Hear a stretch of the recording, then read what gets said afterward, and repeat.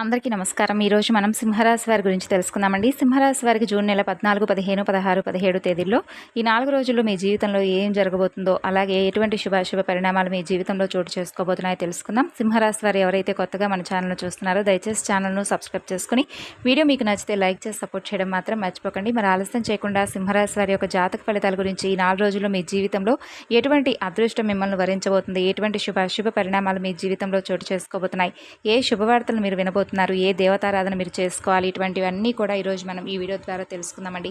మరి ముఖ్యంగా ఈ సింహరాశి వారి వీడియోని ఎక్కడా కూడా స్కిప్ చేయకుండా చివరి వరకు చూడండి. అప్పుడే మీకైతే పూర్తిగా అర్థమవుతుంది. మరి ఆలస్యం చేయకుండా సింహరాశి వారి యొక్క పూర్తి జాతక ఫలితాలు ఈ 4 రోజుల్లో ఏ విధంగా ఉండబోతున్నాయి అనేది తెలుసుకుందాం. ముందుగా ఈ రాశి వారు చాలా మంచి ధైర్యంతో ఉంటారండి. అంతేకాకుండా పైకి చూసేందుకు హుందాగా పొగరుగా కనిపించినప్పటికీ కూడా వీరి మనసు చాలా అంటే చాలా శుతిమెత్తనైనటువంటి హృదయులుగా చెప్పుకోవచ్చు. అలాగే ఏదైనా కానీ ఒక విషయాన్ని 1-2 సార్లు జాగ్రత్తగా ఆలోచించి మరీ నిర్ణయాన్ని తీసుకుంటారు. అలాగే వీరికి కోపం కూడా చాలా ఎక్కువగా వస్తుంది. అలాగే చాలా త్వరగా కూడా ఆ కోపం అనేది తగ్గిపోతుంది. అయితే ముందుగా ఈ రాశి వారి యొక్క గుణగణాల గురించి కనుక తెలుసుకున్నట్లయితే వీరికి చాలా అంటే చాలా ఎక్కువగా మంచి లక్షణాలు అయితే ఉన్నాయండి.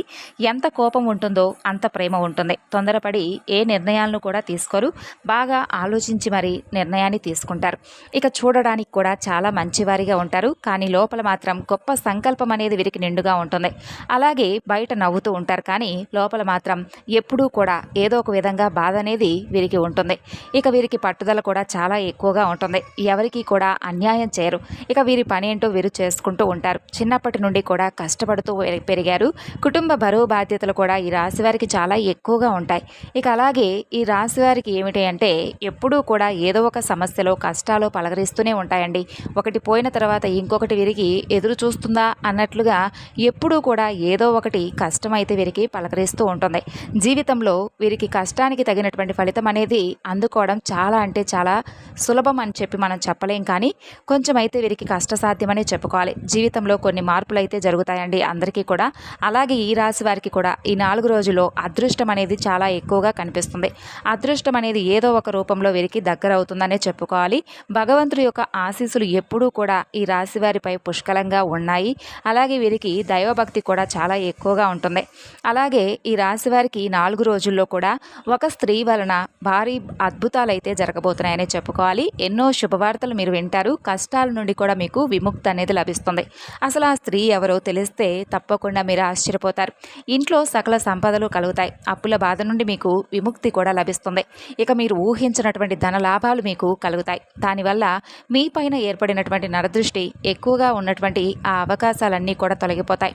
కాబట్టి మీరు ఎంత సంపాదిస్తున్నారో, ఏం తింటున్నారో, ఏం చేస్తున్నారో ఈ విషయాలు అనేవి ఎవరితో కూడా చెప్పుకోకండి. ఎందుకంటే ఇలా చెప్పడం వల్ల కూడా మీ పైన విపరీతమైనటువంటి నరదృష్టి అనేది ఏర్పడుతుంది. దానివల్ల మీ పైన కుళ్ళు కుతంత్రాలు విపరీతంగా పెరిగిపోతాయి. ఈ రోజుల్లో ఏంటంటే మీరు చూసే ఉంటారు, వినే ఉంటారు. ఏంటంటే ఒకరు బాగుపడిపోతున్నారు అని తెలియగానే ఇంకొకరు ఆటోమేటిక్గా అస్సలు ఓడ్చుకోలేరు. మిమ్మల్ని ఎప్పుడూ కూడా కిందికి తొక్కాలని చెప్పి ఏదో ఒక విధమైనటువంటి ప్రయత్నాలను చేస్తూ ఉంటారు. అలాగే కాబట్టి కొంతమందితో ఏంటంటే జాగ్రత్తగా మీరు మసలుకోవాలి. వారు ఎవరనేది కూడా మీకు బాగా తెలుస్తుంది. ఎందుకంటే మీతో ఎలా మాట్లాడుతున్నారు, ఎలా నడుచుకుంటున్నారు, మీతో ఎలా మెలుగుతున్నారు, ఈ విషయాలన్నీ కూడా ఒక మనిషి అన్నాక సర్వసాధారణంగా కనిపెడతారండి ఈజీగా. అలాగే మీరు కూడా తెలుసుకోవచ్చు. ఒకవేళ మీకు నరదృష్టి తగిలితే మీకు బద్ధకంగా అనిపించడం, ఏ పని కూడా చేయాలి అని చెప్పి అనిపించకపోవడం, మనసు చాలా నీరసంగా అనిపించడం, ఏకాగ్రత లేకపోవడం, చిన్న చిన్న అనారోగ్య సమస్యలు రావడం, ఇలాంటివన్నీ కూడా జరుగుతూ ఉంటాయి. కాబట్టి మీకు మీపై ఏర్పడినటువంటి ఆ నరదృష్టి అనేది పూర్తిగా మీరు తొలగించుకోవాలి అంటే ఎర్ర నీళ్ళతోనో లేదంటే రాళ్ల ఉప్పుతోనో దిష్టి తీసేసుకుంటూ ఉండండి. దానివల్ల నరదృష్టి ఇవన్నీ కూడా మీ నుండి పూర్తిగా తొలగిపోతాయి. అలాగే మీపై ఉన్నటువంటి చెడు ప్రభావం కూడా తొలగిపోతుంది.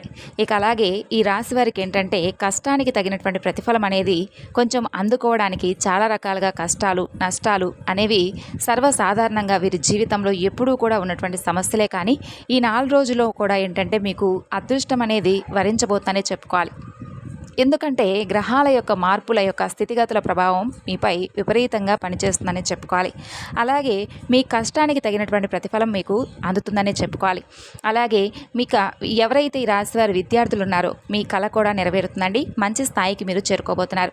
అలాగే వ్యాపారస్తులకు మంచి లాభాలు ఉన్నాయి. వ్యాపారంలో ఉన్నటువంటి అడ్డంకులన్నీ కూడా తొలగిపోతాయి. ఉద్యోగస్తులకైతే మంచి జీతాలు పెరుగుతాయి. వారి వల్ల మంచి ప్రమోషన్లు వచ్చేటటువంటి అవకాశాలు మీకు కనిపిస్తున్నాయి. ఇక ఈ రాశి వారికి మనకి ఒక స్త్రీ వలన భారీ మార్పులని చెప్పుకున్నాం కాబట్టి ఆ స్త్రీ ఎవరంటే సాక్షాత్తు లక్ష్మీదేవి అని చెప్పుకోవాలి. ఎందుకంటే లక్ష్మీదేవి ఎప్పుడూ కూడా అందరి ఇళ్లలో కూడా ఉంటుంది, అమ్మవారు తిరుగుతూ ఉంటుందని చెప్పి ఎంతోమంది అనడం వినడం మనం చూసే ఉంటాం. కాబట్టి ఈ 4 రోజుల్లో మీరు ఏం చేస్తారంటే అమ్మవారి యొక్క అనుగ్రహానికి మీరు తప్పకుండా పాత్రులు కావాలి. ఎందుకంటే మనకు కొన్ని రోజులు మనకు అనుకూలంగా ఉండబోతున్నాయి, రాబోతున్నాయి అని చెప్పి తెలుసుకున్నటువంటి వెంటనే మనం ఏం చేయాలంటే దైవబలం కోసం ఇంకొంచెం ఎక్కువగా తాపత్రయం చేయాలండి.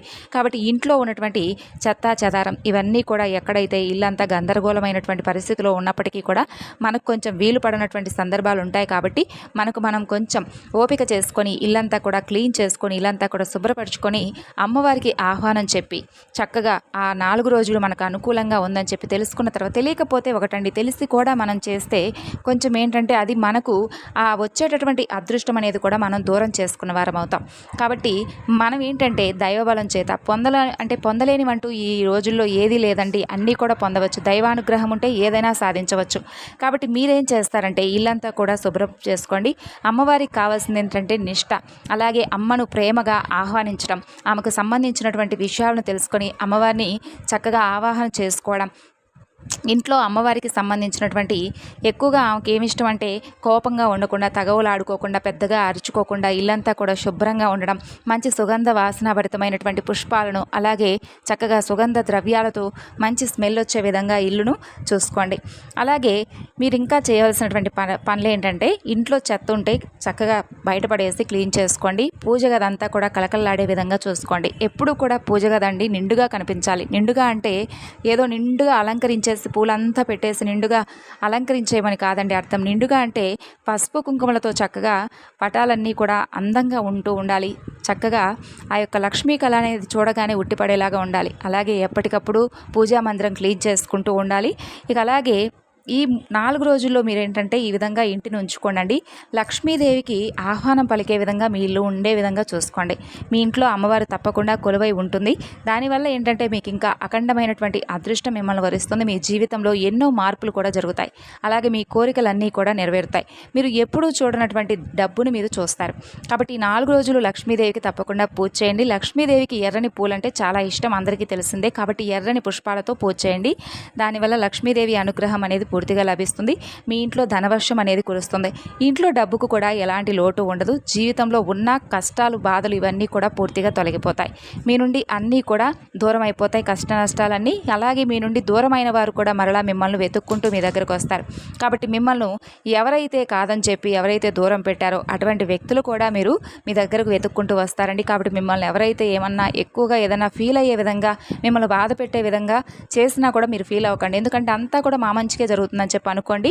అలాగే అలాంటి వాళ్ళు ఎవరైనా బాధ పెట్టిన వాళ్ళ వ్యక్తులు ఉంటే వాళ్ళ సైడ్ చూసి ఒక చిన్న చిరునవ్వు నవ్వండి. ఎందుకంటే ఆ నవ్వు వాళ్ళకి ఎలా ఉండాలంటే లైఫ్లో వాళ్ళకి మరలా ఇంకొకరిని ఎగతాళి చేయడం కానీ, చిన్నచూపు చేయడం కానీ చేస్తే వాళ్ళకి ఇలా ఉంటుంది కాబోలు అన్నట్లుగా తెలిసొచ్చేలాగా ఒక చిన్న చిరునవ్వు నవ్వండి. అదే వారి మొహంలో ఉన్నటువంటి నవ్వును దూరం చేసేస్తుంది. మీరు అదే చేయాల్సినటువంటి పెద్ద వాళ్ళకి వేయాల్సినటువంటి శిక్ష. అలాగే మీ పని మీరు చేసుకుంటూ వెళ్ళిపోండి ముందుకి.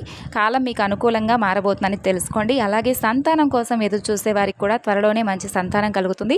వివాహం కోసం ఎదురు చూసే వారికి ఈ సంవత్సరంలో అయితే తప్పకుండా వివాహం జరిగైతే తిరుగుతుందండి. ఈ మంచి శుభవార్తలు అయితే మీరు ఖచ్చితంగా వినబోతున్నారనే చెప్పుకోవాలి. కాబట్టి మీరు ఎక్కువగా ఏంటంటే బాధపడకండి, స్ట్రెస్కి గురవ్వకండి. ఒత్తిడిని ఎక్కువగా మీకు పొందినట్లయితే మానసిక అనారోగ్యాన్ని మీకు కొంచెం కొని తెచ్చుకున్న వారు అవుతారు. కాబట్టి మానసిక ఆరోగ్యం అనేది ప్రధానం కదా. ఇక ఇప్పటి నుండి మంచి రోజులు వస్తాయని చెప్పి మీరుగా తెలుసుకోండి. ఆరోగ్యపరంగా తప్పకుండా జాగ్రత్తగా ఉండండి. అనవసరమైనటువంటి ప్రయాణాలు తగ్గించుకోండి. మీరు ఏ పని చేసినా కూడా ఏకాగ్రతతో అయితే పని చేయడం అలవాటు చేసుకోండి. దానివల్ల అయితే మీకు మంచి ఫలితం ఉంటుంది. పనులను ఎక్కువగా వాయిదా వేసుకోకండి. దానివల్ల మీకే నష్టం జరిగేటటువంటి అవకాశం కూడా కనిపిస్తుంది. ఇక ఈ 4 రోజులు కూడా బయట వారితో కొంచెం జాగ్రత్తగా ఉండండి. ఆచితూచి మాట్లాడండి. కొత్తగా ఎవరైనా పరిచయం అయినప్పటికీ కూడా మీకు సంబంధించినటువంటి విషయాలను వారితో ఎట్టి పరిస్థితుల్లో కూడా పంచుకోకండి. ఇక ఈ రాశివారు ఇప్పటి వరకు ఎన్నో కష్టాలను అనుభవించారు, ఎన్నో బాధలను, ఎన్నో అవమానాలను పడ్డారు. ఏ పని చేసినా కూడా ఎన్నో నష్టాలను ఎదుర్కొన్నారు. ఇప్పటి వరకు కష్టపడుతూనే పెరిగారు. ఇవన్నీ కూడా ఇప్పటి నుండి వీరికి దూరం అవుతాయని చెప్పుకోవాలి. జీవితంలో కొన్ని అద్భుతాలు అయితే జరుగుతాయండి. అదృష్టం మీకు అనుకూలంగా రాబోతుంది. జీవితంలో ఉన్నటువంటి దరిద్రం మొత్తం కూడా పోతుంది. రాబోయే రోజుల్లో ధన లాభాలు అనేవి మీకు తప్పకుండా కలుగుతాయి. కాబట్టి ఈ రాశివారు మీకు వీలైతే ఈ 4 రోజులు మీరు చేసుకోవాల్సినటువంటి పనులు ఇష్టదేవతారాధన చేసుకోండి. అలాగే ఇంట్లో ఉదయం సాయంత్రం దీపారాధన చేసుకోండి. అలాగే మరీ ముఖ్యంగా ఎవరైనా బీదవాళ్ళు కనిపించినా, లేదంటే మీ వంతుగా ఎవరైనా తెలిసిన వాళ్ళు, ఎవరైనా మీకు తెలిసి ఎవరైనా ఆపదలో ఉండి సహాయం కోసం ఎదురు చూసే వాళ్ళు ఉన్నా వారికి ఏదో ఒక విధంగా సహాయాన్ని అందించేటటువంటి ప్రయత్నం అయితే చేయండి. అలాగే మీ వంతుగా ఎవరైనా అనాథాశ్రమంలో కానీ లేదంటే వృద్ధాశ్రమంలో కానీ ఇలా మీకు ఏదైనా చేతనైనంత సహాయం చేసే వీలుంటే చేయండి. అలాగే గోమాతను సేవించుకోండి వీలైతే. లేదు అనుకుంటే ఇంట్లోనే గోమాత ఏదైనా విగ్రహం ఉంటే చక్కగా గోమాతను పూజ చేసుకోండి, అది కూడా మంచిదే. అలాగే అమ్మవారికి సంబంధించినటువంటి అష్టోత్తర శతనామాలు చేసుకోవడం, కుంకుమార్చన చేసుకోవడం మీకు అసలు వీలు లేదు, ఒక్కసారి కూడా పూజ చేసే వీలు లేదు ఈ 4 రోజులు అని అనుకుంటే మాత్రం తప్పనిసరిగా మీరైతే ఓం శ్రీ మాత్రే నమః అనే ఒక పదాన్నైనా లేదంటే మీ ఇష్టదేవతారాధన ఇష్టదైవ నామస్మరణ చేసుకున్నా సరిపోతుంది. ఇంట్లో ఐశ్వర్యాలు తప్పకుండా కలుగుతాయండి. కుటుంబంలో కూడా మార్పు లభిస్తుంది. కుటుంబంలో అందరూ మనశ్శాంతిగా ఉంటారు. మీకు కూడా మానసిక ఆరోగ్యం అనేది మంచిగా వృద్ధి చెందుతుంది. ఇంత మంచి అవకాశాన్ని మీరు అస్సలు విడుచుకోకండి. ఈ 4 రోజులు ఎవరితో గొడవలు పెట్టుకోకండి, దానివల్ల మీకు నష్టం జరిగేటటువంటి అవకాశం ఉంటుంది. అలాగే బయట వారి మాటలు ఎక్కువగా నమ్మకండి. బయట వారితో మీకు సంబంధించినటువంటి విషయాలను ఎవరితో కూడా పంచుకోకుండా జాగ్రత్తగా ఉండండి.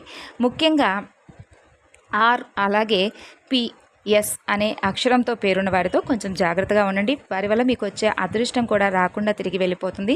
ఇలా కొన్ని ఇబ్బందులు కూడా వచ్చేటటువంటి అవకాశాలు ఉన్నాయి కాబట్టి ఆచితూచి జాగ్రత్తగా ఉండాలి. కాబట్టి వీరు ఈ అక్షరాలతో మీరు మొదలయ్యే వారితో కొంచెం జాగ్రత్తగా ఉండండి. ఇక మీరు కొత్త పనులు మొదలు పెట్టాలనుకుంటే సోమవారం లేదా శుక్రవారం మొదలు పెట్టండి. దానివల్ల బాగా మీకు కలిసి వస్తుంది. ఎలాంటి ఆటంకాలు అనేవి జరగవు, మంచి లాభాలు వస్తాయి. ఇక ఈ 2 రోజుల్లో ఎరుపు రంగు బట్టలు అస్సలు వేసుకోకండి. ఒకవేళ వేసుకోవాలనుకుంటే వేరే రోజుల్లో వేసుకోండి, దానివల్ల ఎలాంటి సమస్యలు రావు. మరి కనకదార స్తోత్రం అలాగే లక్ష్మీదేవి యొక్క ఆరాధన మీకు చాలా మేలు జరుగుతుంది. తెలుసుకున్నారు కదండి సింహరాశి వారు. తిరిగి మరొక చక్కని వీడియోలో కలుసుకుందాం.